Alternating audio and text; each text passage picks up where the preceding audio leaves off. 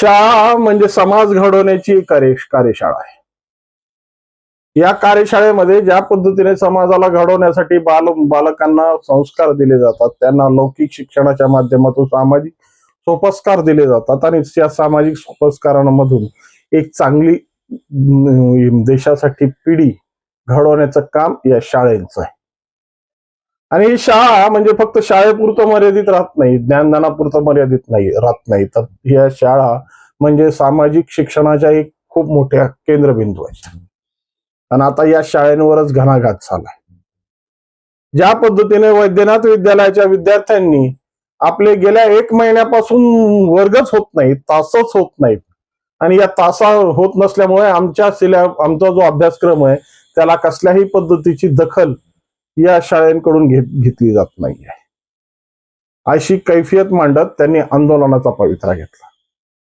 आणि हा विषय फक्त वैद्यनाथ विद्यालयाचाच नाहीये, तर महाराष्ट्रातल्या संबंध जितक्या शाळा आहेत, ज्या शाळा सामाजिक संस्कारासाठी, सामाजिक परिस्थितीसाठी एक महत्वाची भूमिका बजावतात, त्यांचीच ही अवस्था आहे. आणि ही अवस्था कशामुळे झाली, या अवस्थेला जबाबदार कोण आहे, आणि या अवस्थेची परिस्थिती समाजावर काय पडणार आहे, याचंच विश्लेषण करण्यासाठी आज मी तुमच्या समोर आहे. नमस्कार मित्रांनो, मी राजेश दुबे, मंथन मध्ये आपलं स्वागत आहे. शाळा म्हणजे खऱ्या अर्थानं सामाजिक सोपस्काराचा सगळ्यात मोठा केंद्र आहे. ज्या पद्धतीने लौकिक शिक्षणाच्या अनुषंगाने सामाजिक शिक्षण सुद्धा ज्या पद्धतीने या मुलांना दिलं जातं, आणि एक सक्षम पिढी घडवण्यासाठी या शिक्षणाची दारं नेहमी सर्वसामान्यांना उघडी करण्यात आली. यासाठी अनेक जणांनी प्रयत्न केले. सावित्रीबाई फुलेंनी तर समाजातल्या भूमिकेसाठी या पद्धतीच्या हालापेष्टा सहन करून मुलींसाठी शिक्षण मोकळं केलं. पण आज त्या शिक्षणाची परिस्थिती काय? आज फक्त नावाला शिक्षण संस्था किंवा जिल्हा परिषदेच्या शाळा आज पटलावर दिसतात. सामाजिक सोपस्कार तर सोडाच, पण दिलेला अभ्यासक्रम सुद्धा यांना शिकवल्या जात नाही, याची खंत विद्यार्थी व्यक्त करतायत. 1.5 महिना झाला शाळा सुरू होऊन, आणि ज्या पद्धतीने एक दिवस हा विद्यार्थ्यासाठी महत्वाचा असतो, पण गेल्या 1-1.5 महिन्यामध्ये या शाळेतल्या भूमिकाच आजपर्यंत विद्यार्थ्यांच्या पटलावर आलेल्या नाहीत. वैद्यनाथ विद्यालय जे 5वी ते 10वी पर्यंत मुलांना शिक्षण देते, एकूण 41 शिक्षक या शाळेमध्ये कार्यरत होते. आणि 41 शिक्षक कार्यरत असताना ज्या पद्धतीच्या संख्यापटाची भूमिका आली, आणि संख्यापटाच्या भूमिकेच्या संदर्भातून जेव्हा या सगळ्या गोष्टीची छाननी झाली, त्यापैकी फक्त 14 शिक्षक हे पटलावर राहिलेत. आता 14 शिक्षक जवळपास 5वी ते 10वी म्हणजे 5 वर्ग, पुन्हा त्याच्यात अ ब क ड अशा पद्धतीच्या तुकड्या, आणि मग या परिस्थितीमध्ये ज्या पद्धतीनं या शिक्षण विद्यालयांचं परिस्थिती निर्माण झाली, आणि वास्तविक स्वरूपात ज्या पद्धतीने शाळांची आज परिस्थिती आहे, शिक्षकांना आपलं नैतिक कर्तव्य शिक्षकांनी धाब्यावर टाकलंय. कारण की शिक्षकांना शिक्षणापेक्षा जास्त दुसऱ्याच गोष्टीमध्ये इंटरेस्ट जास्त होऊ लागला. ज्या पद्धतीने विद्यार्थी आरोप करतायत, विद्यार्थी आपल्या भूमिका मांडतायत, कारण की आज हा जो मोबाईल आहे, हा मोबाईलच खऱ्या अर्थानं या विद्यार्थ्यांच्या आयुष्याचा घोट घेणार आहे. कारण की ज्या पद्धतीने विद्यार्थ्यांनी आरोप केले की शिक्षक फक्त शाळेमध्ये आल्यानंतर मोबाईलमध्ये जास्त व्यस्त राहतात, आमच्या तासाच्या संदर्भात त्यांना कसल्याही पद्धतीची भूमिका नाहीये. आणि वास्तविक सत्य हे आहे की आज खऱ्या अर्थानं ज्या पद्धतीची राजकीय परिस्थिती सामाजिक परिस्थितीमध्ये घुसली, राजकारण हे समाजकारणासाठी एक अवलंबलेली व्यवस्था होती, पण आज राजकारण हे समाज व्यवस्था घडवत आहे. आणि या सगळ्या परिस्थितीमध्ये आज अडकलाय तो सर्वसामान्य माणूस. कारण की सर्वसामान्य माणसाचा वाली कोण आहे, आणि सर्वसामान्य माणसासाठी ज्या शिक्षण क्षेत्रातली ज्या काही भूमिका समोर आहेत, त्या शिक्षण क्षेत्रामध्ये आज अशी गळथान कारभाराची पावत्या मिळतात. वास्तविक स्वरूपात ज्या पद्धतीने या 10वीच्या मुलांचं जे भवितव्य आहे, आणि या 10वीच्या मुलांची जी परिस्थिती, कारण की एक एक दिवस महत्वाचा आहे. पहिल्यांदा तर तरी मार्च मध्ये परीक्षा व्हायच्या, एप्रिल पर्यंत परीक्षा चालायच्या. आता फेब्रुवारीमध्येच परीक्षाचे सत्र सुरू होतात, पुन्हा सुट्ट्या, पुन्हा दिवाळीच्या सुट्ट्या. आणि यामध्ये जो भरडला चालला तो विद्यार्थी आज खऱ्या अर्थानं शिक्षणापासून वंचित राहण्याच्या परिस्थितीत आहे. ज्या पद्धतीने त्या मुलीनं एक भूमिका मांडली की आम्हाला संस्कृतचे शिक्षक नाहीत, आम्हाला मॅथचे शिक्षक नाहीत, आम्हाला इंग्रजीचे शिक्षक नाहीत. मग शिक्षक ज्या पद्धतीनं महत्वाच्या भूमिका या शिक्षण विभागात बजावतात, मग या 14 शिक्षकांपैकी कुणाकडे मॅथ आहे, कुणाकडे संस्कृत आहे, कुणाकडे इंग्रजी आहे, हे कशाच कुणाचं गणित जुळत नाहीये. आणि फक्त दिला जातोय तो फक्त समाजाला अंगठा, एकलव्याचा नाही बरं का, येडा बनवण्याचा, चुतिया बनवण्याचा. आणि हा अंगठा खऱ्या अर्थानं सर्वसामान्याच्या परिस्थितीवर खऱ्या अर्थानं घाला घालतोय. जिल्हा परिषद किंवा शैक्षणिक विभाग मोठमोठ्या घोषणा जरी करत असेल, मोठमोठे अभिवचन जरी देत असतील, पण जमिनीवर काय रुचायला लागलंय, जमिनीवर काय शिजायला लागलंय याची तसदी मात्र यांना घेण्याची कसल्याही पद्धतीची वेळ नाही. प्रत्येक जण व्यापलाय आपल्या आपल्या कार्यपद्धतीमध्ये आणि आपली कर्तव्य सोडून दुसऱ्याच कर्तव्यांना जास्त पार पाडण्याची भूमिका यांच्यात आता रूढ झालेली आहे.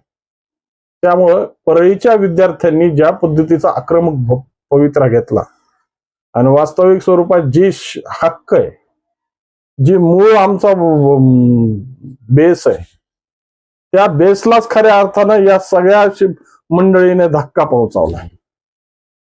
आणि ज्या पद्धतीने या विद्यार्थ्यांचं भवितव्य हे पाण्यावर सोडून सरस्वती नदीमध्ये वाहून चाललंय ना, त्या परिस्थितीला रोखणार कोण आहे?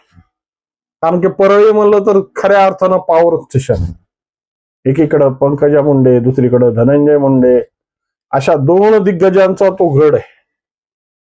आणि एवढ्या मोठ्या दिग्गजांच्या गडामध्ये जर अशा पद्धतीचा गळथान कारभार जर समोर येत असेल, अशा पद्धतीच्या शिक्षण संस्थांची वाट लागत असेल, तर खऱ्या अर्थानं बाकीच्या जिल्ह्यात, बाकीच्या तालुक्यांमध्ये, बाकीच्या जिल्ह्यांमध्ये काय परिस्थिती असेल. आज फक्त इंग्रजी शाळा आणि ज्या पद्धतीच्या सुटाबुटात दिसणारी मुलं आणि ज्या पद्धतीने या इंग्रजी शाळेचा विळखा आणि धंदा वाढत आहे ना, त्या धंद्याला आकर्षित होऊन ज्या पद्धतीच्या भूमिका समाजावर थोपण्याचा प्रयत्न सुरू आहे. कारण की सर्वसामान्य माणूस नाही मोजू शकत या इंग्रजी शाळेच्या फीस. जर तुमच्या युकेजीच्या मुलाला जर प्रवेश द्यायचा असेल आणि 60 ते 70 हजार रुपये दरवर्षी खर्चायचे असतील, युकेजी साठी जर 60-70 असतील, तर 10वी पर्यंत त्याची फी कुठं जाणार आहे? आणि खऱ्या अर्थानं ज्या पद्धतीने हा सर्वसामान्य माणूस ज्याची भूमिकाच नाहीये, मग का परत त्याच पद्धतीच्या भूमिका या शासनाने करून ठेवल्या आहेत. फक्त 30% लोकांसाठी हा शिक्षणाचे दार उघडी ठेवली आहेत. कारण की ही ज्या इंग्रजी शाळेची जी फीस आहे आणि जे गले लठ्ठ पैसा खर्च करायची तयारी आहे, त्या 30%च लोकांमध्ये आहे ना. एक तर पगार वर्ग आणि एक दुसरा हा धनाढ्य लोक, ज्याला क्रीम सोसायटी म्हणतो आम्ही. अशाच लोकांसाठी शिक्षण उपलब्ध करून ठेवायचंय का? मग राहिलेल्या 70%नी काय करायचं? माशा मारायच्यात का गवत उपटत फिरायचंय? आज वास्तविक स्वरूपात या अशा पद्धतीच्या गळथान कारभारामध्ये जी समाजाची विल्हेवाट लावण्याची परिस्थिती या प्रशासनाने आणि शासनाने करून ठेवली आहे ना, त्यामुळे खऱ्या अर्थानं सर्वसामान्य माणसातला जो मूळ भूमिका आहे ती लयाला चालली आहे. ग्रामीण भाग विकसित का होत नाहीत, ग्रामीण भागातल्या मुलांना का संध्या मिळत नाहीत, त्याचं मूळ कारण हे आहे. आणि अशा पद्धतीने शिक्षण संस्था आणि शिक्षण व्यवस्था चालवणारी लोक जेव्हा मुजोर होतात आणि जेव्हा सामाजिक परिस्थितीमध्ये आपली भूमिका मांडायला लागतात ना, तेव्हाच खऱ्या अर्थानं समाजाची गोची होते. आज खऱ्या अर्थानं संस्कार देणारा शिक्षक दिवा घेऊन हुडकणं गरजेचं आहे, शोधणं गरजेचं आहे. कुठं हरवलाय हा शिक्षक? कुठे गेली त्याची नीतिमत्ता? कुठे गेली त्याचे धडे देण्याची संस्कार? समाज घडवण्यासाठी ज्याने व्रत स्वीकारलंय ते फक्त अर्थार्जनासाठी आणि पोटासाठी जर झगडू लागला आणि स्वतःची परिस्थिती लाटण्यासाठी वेगवेगळे धंदे करू लागला तर खऱ्या अर्थाने या समाजाचा विकास होणार आहे का? या सगळ्या परिस्थितीला खऱ्या अर्थानं आता शासनाने पटलावर घेतलं पाहिजे, ऐरणीवर घेतलं पाहिजे.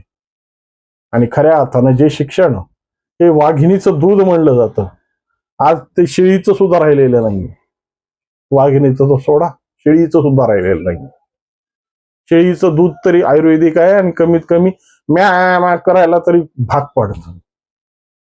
पण खऱ्या अर्थानं ज्या पद्धतीच्या परिस्थित्या आज या समाजात ठेवून आणून सोडल्या, त्यामुळे शिक्षणाच्या माध्यमातून या नवीन पिढ्यांना जे भविष्य अंधारात घालण्याची परिस्थिती येऊन ठेपलेली आहे ना, त्याला खऱ्या अर्थानं आता या सगळ्या ज्यांची ज्यांची नावं घेतलीत त्यांची जबाबदारी आहे. या परिस्थितीला खऱ्या अर्थानं ऐरणीवर आणून या विद्यार्थ्यांसाठी शिक्षणाचा विभाग तरी कमीत कमी या भ्रष्टाचारापासून, अशा गळथान कारभारापासून आणि अशी परिस्थिती लोटण्यापासून वाचवला पाहिजे. काय वाटतंय तुम्हाला? आणि वाटत असेल ना तर कळवा मला कॉमेंटच्या माध्यमातून. माझं मांडा मत, तुम्ही मत मांडत नाहीयेत, त्यामुळेच ही परिस्थिती. खऱ्या अर्थानं मत मांडलं पाहिजे आणि जेव्हा मत मांडलं तेव्हा स्वतंत्र मिळालंय, हक्क मिळालाय आणि परिस्थिती आपल्यासारखी झालेली. त्यामुळं मत मांडत जा. मत मांडणं म्हणजे कोणता गुन्हा नाहीये, तो अधिकार आहे आणि अधिकाराचं कर्तव्याचं बजावणं हे आपला नैतिक जबाबदारी आहे. त्यामुळे तुम्हाला काही वाटत असेल निश्चितपणे कॉमेंट करा आणि व्हिडिओ आवडला असेल लाईक, शेअर आणि सबस्क्राईब करायला विसरू नका. नमस्कार.